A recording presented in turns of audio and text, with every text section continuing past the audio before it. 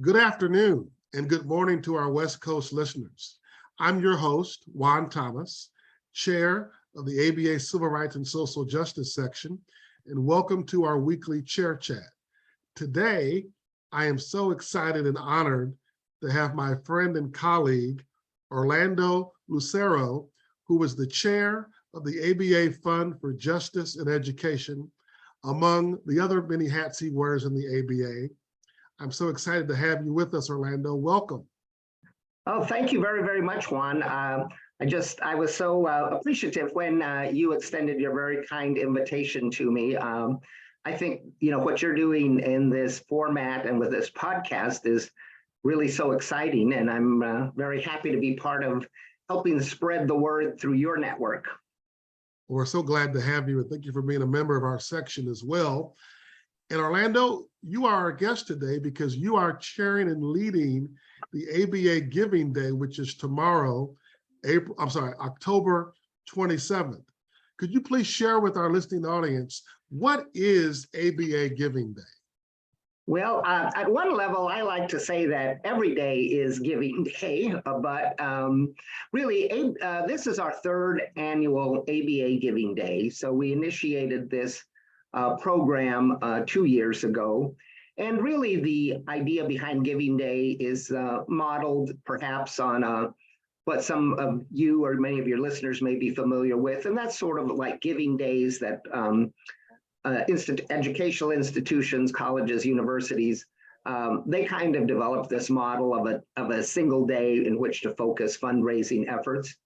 And so we decided to give it a try. And our first year in 2020 was pretty successful. We raised about $115,000 from about 300 donors or so. And so we, wanted to build on that momentum. And the second year Giving Day last year in 2021, we raised about $250,000 from about 650 donors. So we actually increased both our the amount of contributions as well as the number of donors. And so this program, this program really is, of course, a fundraiser at heart, but it is also an attempt to get broader engagement by a broader group of attorneys across, well, it's also non-attorneys, but it seems that this is an opportunity to reach a broader audience than maybe we ordinarily do. So that's what we're trying to achieve. Orlando, thank you for sharing that. And excited, this is now the third year we've been doing this in the ABA. What exactly are the funds that we raised allocated for? Well, the funds are, for Giving Day, we have 17 programs that are actually featured on the website. So the idea behind Giving Day is to select a representative group of projects, programs that are doing the very good work of the ABA to help promote democracy, promote justice, promote equality and equity. And so these programs basically are vetted and selected, not only because of the value of those programs, but also, based on our judgment that this program could be very attractive to potential donors. And so now, in a broader sense, though, FJE helps raise money across the board for a wide variety of ABA programs. But for purposes of Giving Day, we have to, at some point, just pick and choose what programs are really going to be highlighted and featured. And I know that the Civil Rights and Social Justice section has been one of those entities that has been highlighted in the past. And I want to thank you and all the members and people that support FJE for the support you've given the Civil Rights and Social Justice section. Are there some particular entities this year that you are excited about that are part of the fundraising efforts? Well, I guess, it's hard for me to say I'm more excited about one than the other. But one of the things that I certainly should highlight as one of the featured programs is the Cornerstones of Democracy. And that is a program that has been instituted by ABA President Deborah Enix Ross. You know, one of her goals or her view is that we need to return to a more civil discourse around political, cultural issues, and that without effective communication and honest communication, our democracy may be in peril. So the Cornerstones of Democracy is one of those programs that we hope will meet its goal and help advance those causes that are very important to the ABA. I would say one of the things that we focus on quite a bit is always an excellent program is the programming that comes from the Commission on Homelessness and Poverty.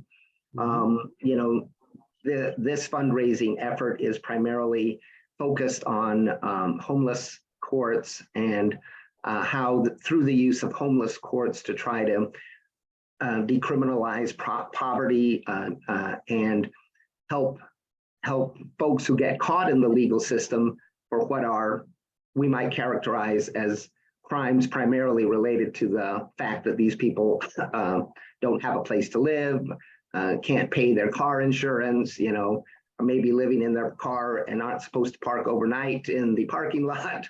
And so, I think that's a project that really, really is trying to help ameliorate the effects of, what is such a terrible social problem around homelessness. I'm so glad that you highlighted that because as you well know, the focus this year for our section is around economic justice.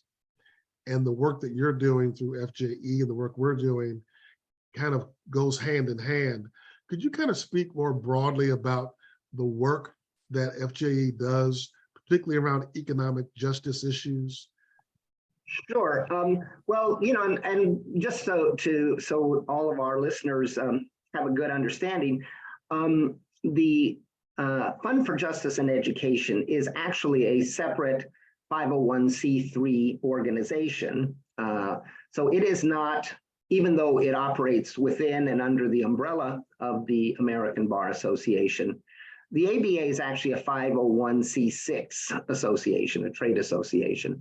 And so the Fund for Justice and Education is C3, and therefore, contributions to FJE are tax deductible. The breadth of the work that the ABA does is staggering. And it is amazing as you start learning more and more about different programs and such that we are doing such good work in so many venues, and often our own members have very little knowledge about really all of the things that we are working on. In terms of economic justice, I think the homelessness program is probably one of the ones at the forefront on that. But I would say, in a broader sense, the Legal Opportunity Scholarship Fund, which raises funds to help support law students of color, while maybe not as a direct economic justice issue, I think it is important to remember that lawyers of color, persons of color, don't go into law school as much. They may have fewer resources to be able to effectively complete law school.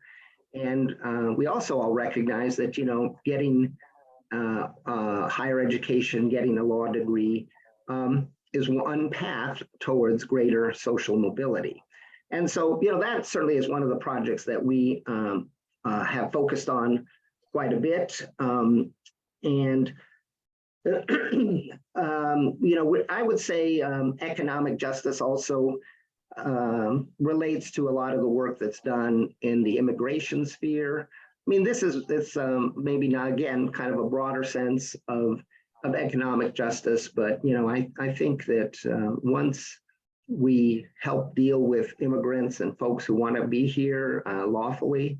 We are helping them try to get a leg up here to become, productive citizens. And, I think that's very important.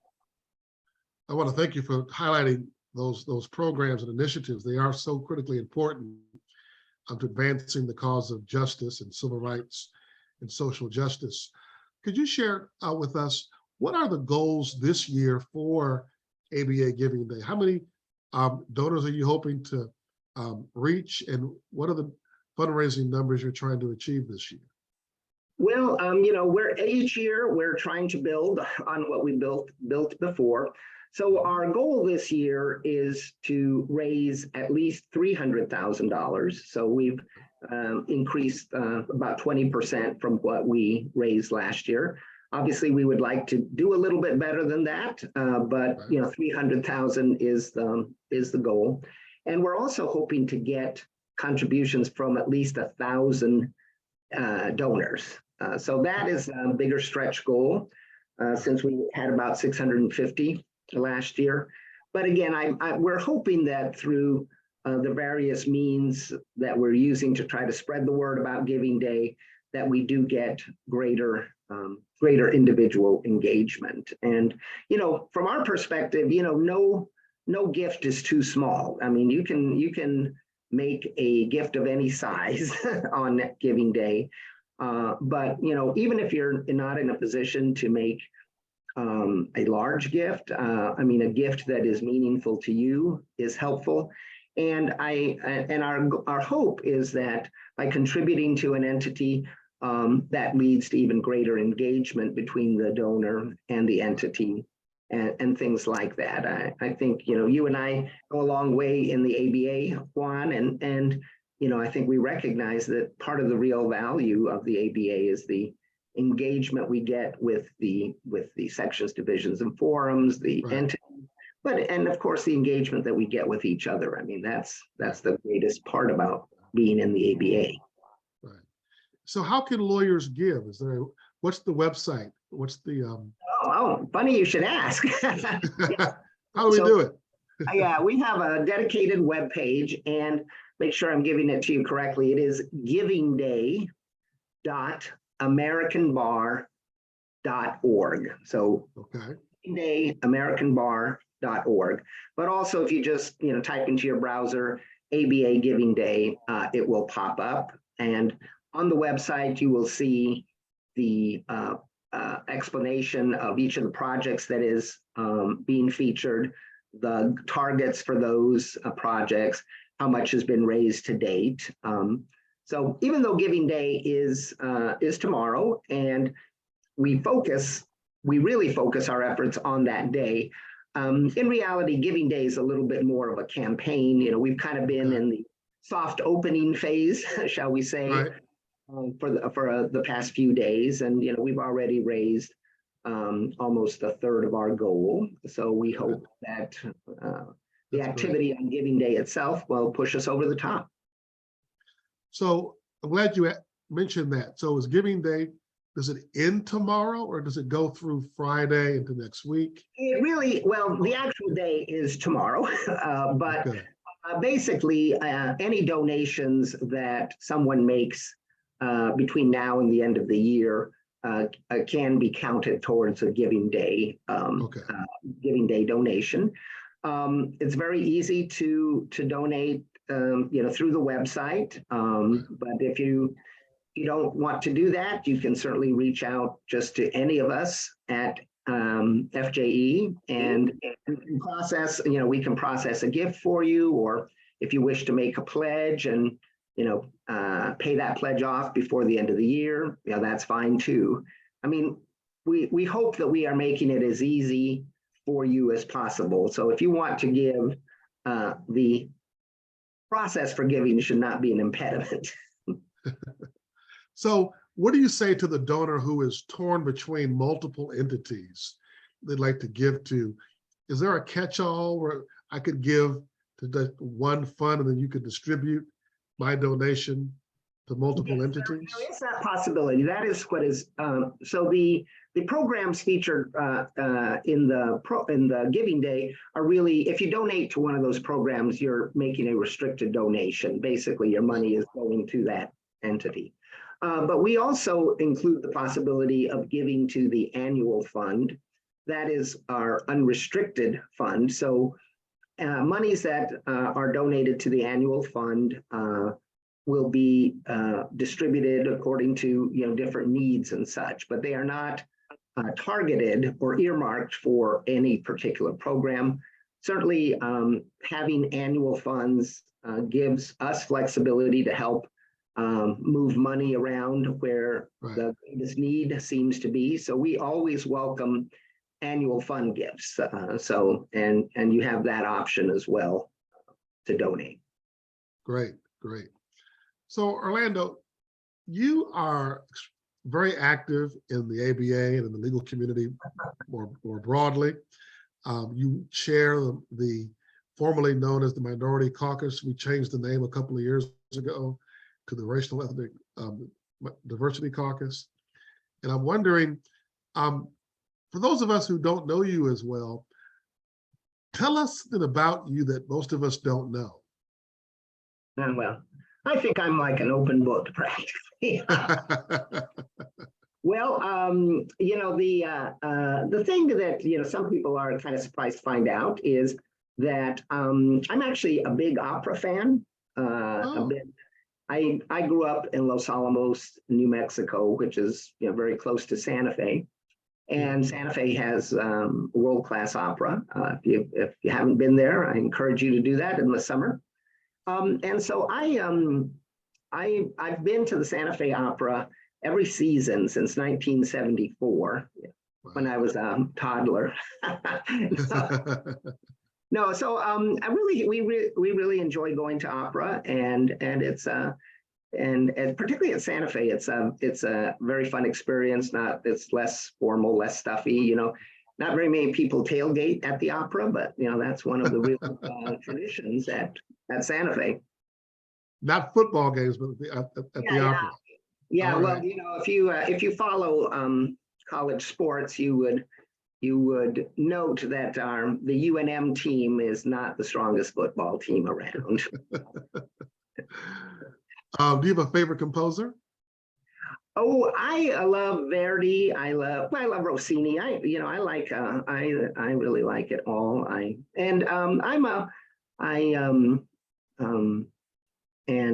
Puccini. I think Madame Butterfly is probably my favorite opera. But it's fun. We really enjoy it. And sometimes modern opera is a little inaccessible, I would say, but sometimes it isn't. Wonderful. So Orlando, my last question to you is this: if you could wake up tomorrow and you could do anything except be a lawyer, what would you do?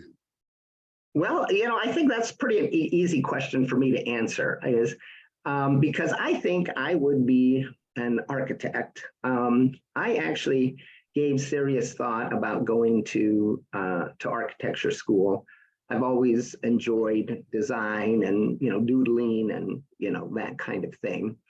And as I got more serious about potential careers and such, I kind of felt maybe math wasn't my strongest suit, and and that might be an impediment to being a successful architect. But so, I just love the creativity of design, and I really enjoy architectural history.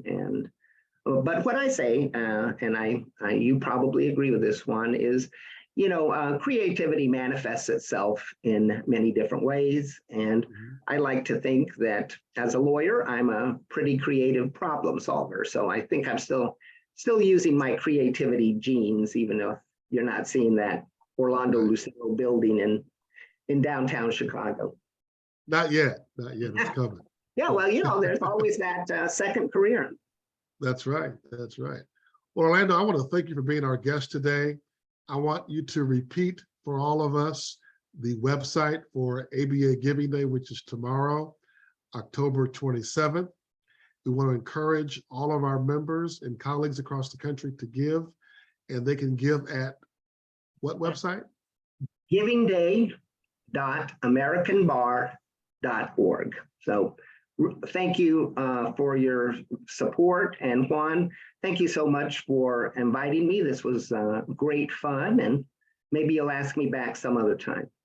Absolutely. I want to make sure that we promote ABA Giving Day throughout the rest of this week, especially tomorrow, and I'll be sure to give myself. So thank you all for listening, and have a wonderful afternoon. Thank you. Thank you.